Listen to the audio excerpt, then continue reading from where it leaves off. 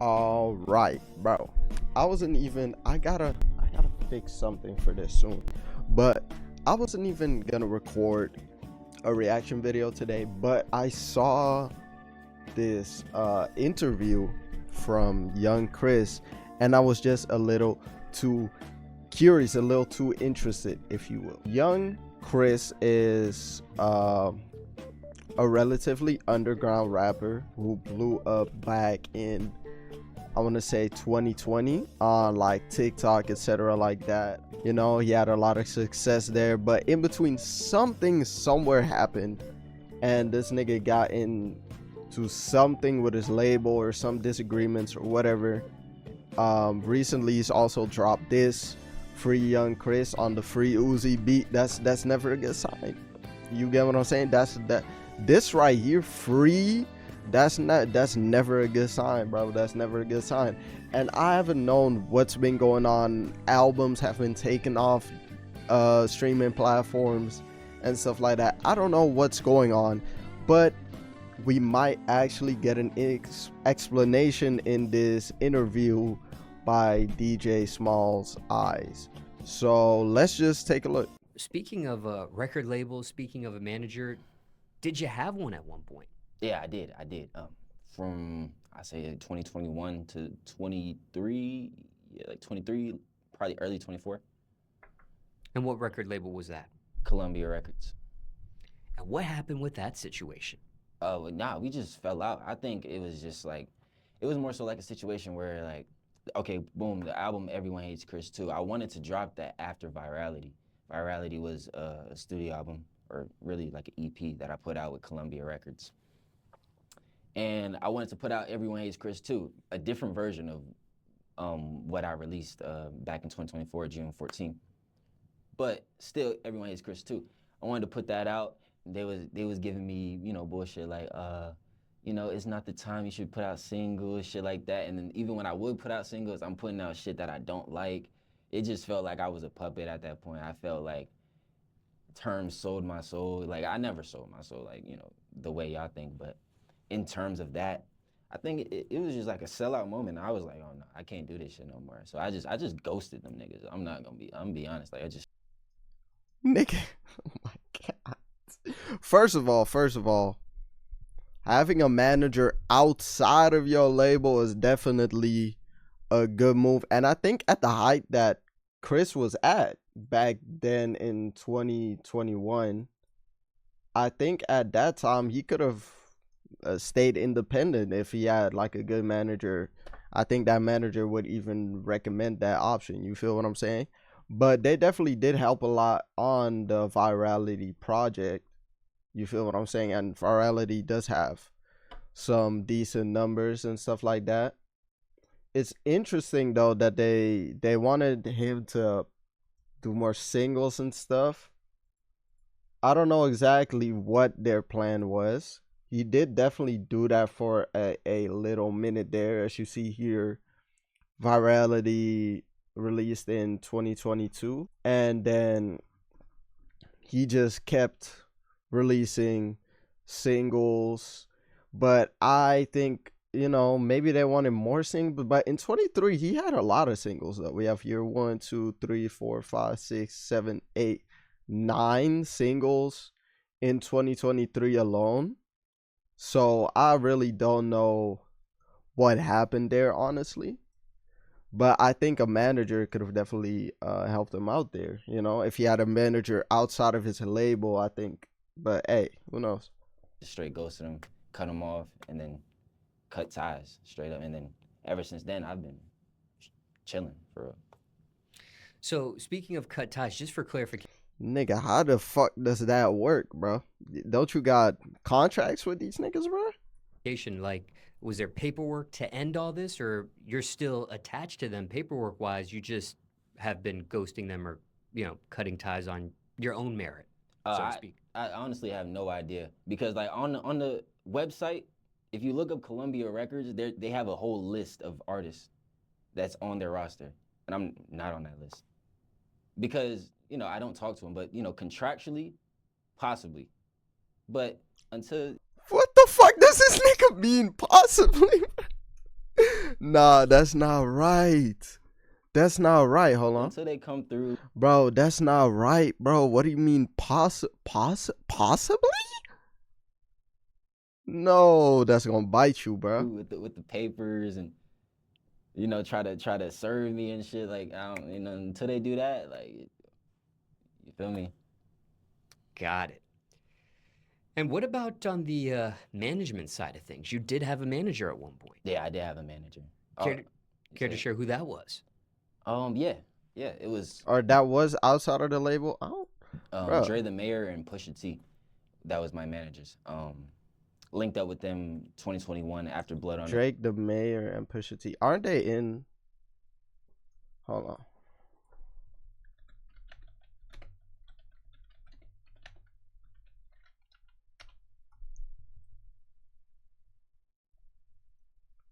Yeah, Pusha T definitely in Rock Nation, bro. I ain't gonna lie, bro. I ain't gonna lie. That's a scary side, boy. That's a scary side. Let me chill, bro. Let me chill. All right. the Leaves. You asked about Kanye. Pusha hit me about Blood on the Leaves for real. And then we got in the studio. We talked about future plans and shit. You know what I'm saying? Just they was chopping it up about me, like how big the song is. Data analytics and shit. Manager shit. I was rocking it out with them for like a cool 2 years, but like around the same time I dropped my label, I just dropped my management too, because this is what I think personally. I feel like if you have a buzz of any sort on the internet, you can do everything yourself. And just for clarification here, when it came to these two people that represented you as management and things of that nature, was it the same thing where there was paperwork involved and you just ghosted them on your own merit, or was there like contractual paperwork that ended ties and things of that nature? Nah, there was never no paperwork on the manager side.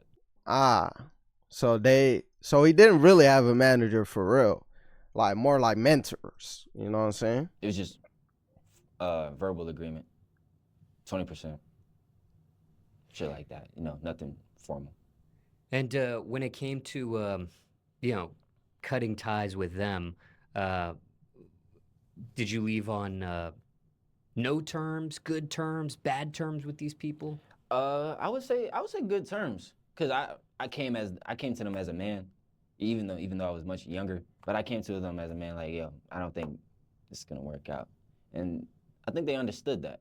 Like I think we hopped on a phone call, they understood that, but like I would apologize for the label side, because that was a little immature now that I look back in hindsight. But it's like I feel like I'm too far gone and too deep into it. But with the manager side, I definitely just like I don't think this is gonna work out. Okay, cool, boom, bang, never spoke again. God damn. Got it. And I don't regret it. Why not? Just curious there. Shit, you're not far enough to regret it, bro. You gotta, you know what I'm saying? You gotta see what this shit lead up to. I ain't gonna lie. You're not far enough to regret it yet.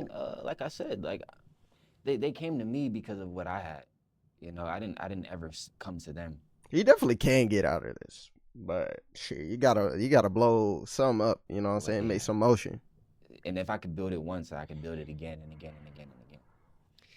And just for clarification as well, when they came to you, did they come together as a duo together, or did one come to you first and then the other become a part of this management team for you, or? Yeah, it was a duo of some sort. It was really what the label set up. The label contacted me with Dre the Mayor, and Dre the Mayor was a partner of Pusha T. Oh, so it was through the label. Yeah, that's never. So Nah, you definitely want to have some management outside the label. From what I've heard, you want to have like as many separate parties possible, for sure. I guess they were all Because now the managers can't speak up against the label. Like they part of that shit, almost. You know what I'm saying? in ties with each other, all in connections with each other. So I guess it just made sense. It's kind of what labels do. Like they source what you need. Like they source your manager, they source your attorney, shit like that. Let's go to the next one, bro. Who could you have had a relationship with, but it never happened? Who could I have had a relationship with, but Yes, it never like happened. is there a celebrity, a famous person, a well-known person you could have had a relationship with, but for whatever reason, it didn't materialize into one? That this is such a transition of doom and despair, bro. How do we go from this nigga is fucked in terms of the law and shit like that to, hey man, who would you be in a relationship with? I don't even know. I'm gonna say her name. I ain't no bitch. You feel me? It was Alabama Barker. Like I think she, we tapped in. This was years ago. We tapped in. She hit me up on some shit. She DM'd me like boom boom boom because I just came from the Sierra Canyon game. It was a couple years ago. I was at the Sierra Canyon game Who watching the Bronny go fuck crazy. is Bronny was that? going stupid, laid Let me it look it on up some on shit. my phone real quick, Met bro. Bronny, and then right after the game, I get home to the Kimpton. I'm in the Kimpton. The Kimpton in LA, man. I'm in the Kimpton, in the hotel. I just check my phone. I'm with like 4 of the bros though. I'm with my Some nigga musical E, artists. JP, and I think Kylie was there. That's funny how all their names rhyme, but came back from the Sierra King game. I checked my DMs. She like his and age then too. it's Alabama Barker. I'm like, oh shit, like. At first, I didn't really know who she was. I'm gonna be honest. I just seen the followers. I was like, oh yeah, she lit. I'm about to push up straight up. So boom, we get all that out the way. Texting, yo, let's link up, all type of shit. All right, boom, boom, boom. We link, right? We link, and then the problem is I had like 6 niggas in my hotel because I didn't book no B&B. In LA, I was just in the hotel. You feel me? But I had like 6 niggas in the hotel, and she pulled up and she's like, "Oh, what the fuck is this?" Like, you feel me? There's like mad niggas here. I'm kind of uncomfortable. You Bro, feel these me? Like, young niggas, but she bro. did stay What for the a little hell? while. She stayed for like about 10, 15 minutes, and then she dipped out. And I was like, "Damn! Like, why'd I have all these niggas here?" You know what I'm saying? I'm trying to lock in on some shit. Boom, but like, boom, she gave me another chance. So boom. Fuck. Oh yeah, boom, boom, boom. I think she gave me another chance. But I was with a girl at this time, right? Another girl in LA, not Alabama. I Brother was in with her. Christ. I think she came over on some shit. I thought she was gonna come over for like 20 minutes or so. She came through. This was like a piece that I was like sort of serious with. She's like, but she was like, "Oh, what you doing all day? You haven't been texting me, shit like that." She fucking literally rips all my sheets off of my bed and just starts checking them like for like stains of some sort. I'm like, okay, this bitch is tripping, like straight up. But then I get a text on my phone, and then like Alabama, Bruh. she's like, "Boom, I'm downstairs." So I got a girl in my room, and Alabama downstairs. Bro, what are we doing, Chris? So I gotta make bro? a quick decision. I gotta think about how the fuck I'm gonna get whatever I'm gonna do. Like, what I are gotta we think, doing, what am I Chris? gonna do? So boom, she's downstairs. She's blowing my shit. Ding, ding, ding. Every 5 seconds, like ding, ding. I'm downstairs. But like, I don't think she drove. Like, I think she got somebody to drive her. So that's why she's blowing my shit. Like, I'm really having two people wait on me on some shit. So ding, ding, ding. She's ringing my shit. Probably calling me too, all type of shit. I silence my shit because it's like, damn, I got the girl right here. You know what I'm saying? To the point where it's like, all right, bet, I'm leaving if you're not gonna. And then she left, straight up. Cause like, what am I gonna do? What am I gonna take her downstairs and then they meet each What other? are we and shit? doing, Like, young shit. Chris, bro? What, yo, what the fuck, yo? Yeah, I'm really player. I probably could have played some shit like that, but like, I was unknowledgeable at the time. So yeah, boom, and then that happened, and then I tried texting her again on the IG on the DM. She was dubbing my shit straight up. It makes sense, bro. She was sick of your bullshit, nigga. And like, all players go through it, man. Like, you gotta don't try to have your cake and eat it too. So a couple of questions just for clarification here. Who was the female that was checking the sheets? It was the girl you were already with, not Alabama, correct? Yeah, no, not Alabama, no. Okay, it was the girl you were already with. Yeah. And curious, when Alabama pulls up, you already had did you know said girl was, did you know both of them were going to be there at the same time? Or Alabama pulls up, you thought it was going to be a one-on-one situation with either person. It just so happened to be both at the same time. That wasn't orchestrated on purpose, correct? No, not on purpose, not at all. I would never do that on purpose. I feel like, and I've been through situations like this before, but I thought she was gonna come through for, like I said, for like 20 minutes, and then bounce. So I was gonna have Alabama come through right after on some shit. Got it. Okay, got it. Just was clarifying the scenario there. Exactly. I see. Any regret with that whole scenario looking back? Of course, this nigga don't, bro. What are we doing, bro? Why we even asking this? Yeah, I mean. Oh, sure. damn. I should have. You know what I'm saying? I should have Clarity? left a mark. Like I should have left the impression for real. Like I feel like I left no impression. So it's like, what you think of young Chris is like, just that nigga that was fucking around. You know what I'm saying? And every person, not even just like women, I want to leave an impression like, oh, he's a good guy, or good dick. You making a horrible impression today, bro. I promise you that, my boy. You making a horrible impression today. Let's see this last interview real now, quick, what is bro. your opinion on alcohol, liquor, things of that nature? Oh, yeah, I think it's cool. You know what I'm saying? I think it's good to drink on when, you trying to get lit. I think it's kind of better than weed a little bit. And for you, is it a certain type of beer, wine, or spirit that you indulge in? Yeah, man. I mean, all my black folks know. I feel like all my folks know cut water. You gotta get that cut water right, straight up. Not lime, but like I think it's another flavor. But There are a variety of flavors of Cutwater. yeah.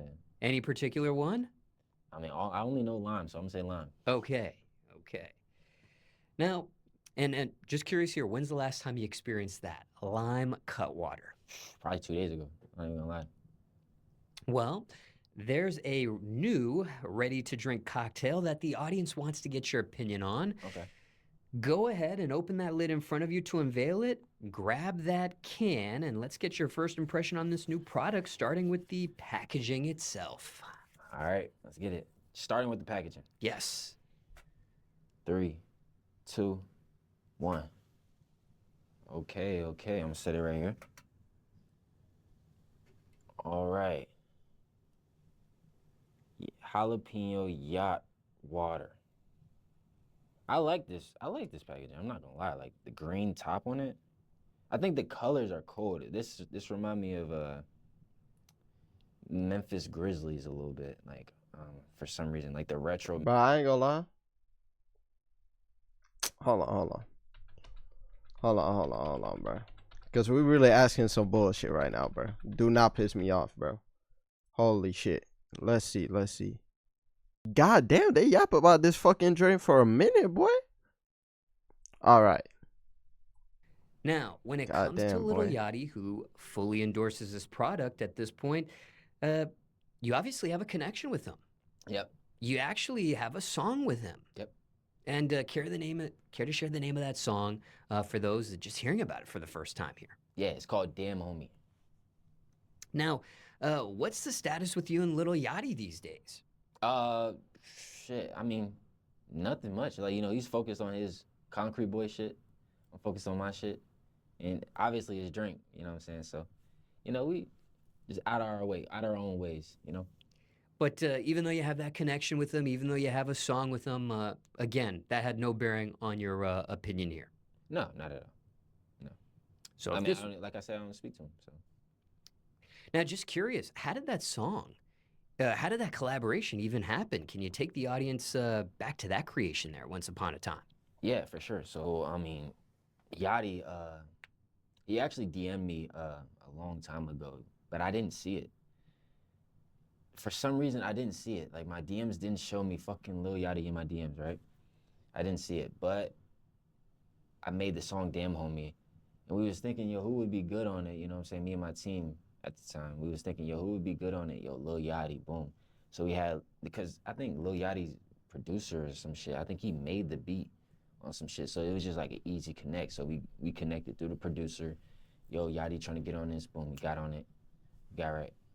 And was this before you signed a record deal or after the record deal? This was after, a few months after. Did the record label have anything to do with connecting you two together, or this was strictly done just independently in and of itself, using that phrase there, even though you are signed to a major at the time? Yeah, I think I would say the label had a hand in it, but I wouldn't say it was completely controlled by them. My A&R knew the producer. Producer knew Yachty. So I guess, yeah, they tied it together. But, like, Yachty already knew of me prior because he DM'd me. And at some point, you see that DM? Yeah, I did. Like, after we released the song. Like, not even That's made the song. crazy, bro. After we released it, I was like, oh, this nigga DM me. Bro, imagine missing the Yachty DM you, bro, and then just never making a song. That's tough, bro. And you just think this nigga don't even know about you, bro. I feel like, you know, it's a little too late for that.